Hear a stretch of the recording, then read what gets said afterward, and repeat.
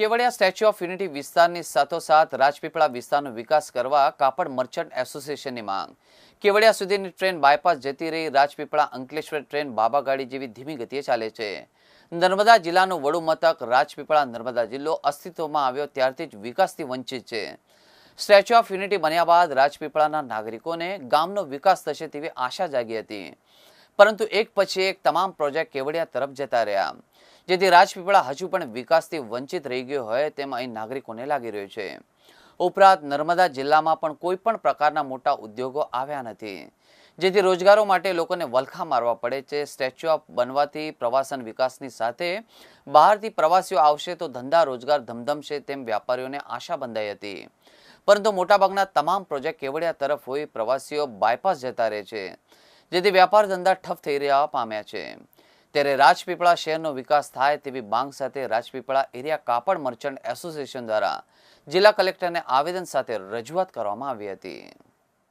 અમે રાજપીપળાના વિકાસ માટે કલેક્ટરશ્રીને આવેદનપત્ર કાપડ એસોસિએશન રાજપીપળા તરફથી આપવામાં આવ્યું છે।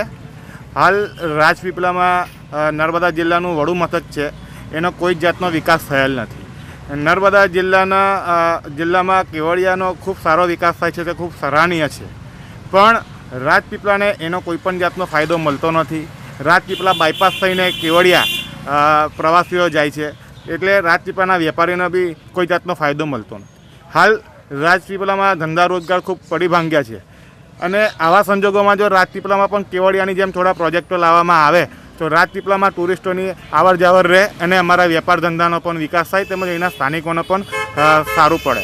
એ માટે અમે લોકોએ કલેક્ટરશ્રીને આવેદનપત્ર આપ્યું છે। તેમજ હાલમાં જે રેલવે ચાલી રહી છે એ રેલવેને આજથી થોડા વર્ષો પહેલાં સરકાર દ્વારા કરોડો રૂપિયાના ખર્ચે ડેવલપ કરવામાં આવી હતી, બનાવવામાં આવી હતી। એ હાલમાં ધીમી ગતિમાં ચાલી રહી હતી, એના માટે સરકારને રેલવે તંત્રને ખોટ જાય છે, એ માટે બંધ કરવામાં આવે છે।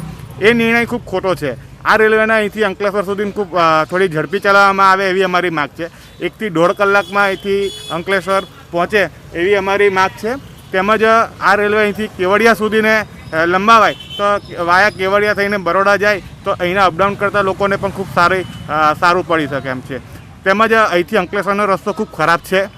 એ આવા સંજોગોમાં આ રેલવેને પણ જો અહીંથી અંકલેશ્વર સુધી ફાસ્ટ કરવામાં આવે તો રોજ અપડાઉન કરતા લોકોને તેમજ અહીંથી અહીંના રહીશોને અવર જવર કરવામાં ખૂબ આશીર્વાદ સવાન નીવડી શકે છે આ રેલવે। અને વડાપ્રધાનનું જે સ્લોગન છે વોકલ ફોર લોકલ, તો આ જે અહીંયા જે આ બધા પ્રોજેક્ટો આવી રહ્યા છે એમાં લોકલ લોકોને કોઈ જાતનો ફાયદો મળતો જ નથી।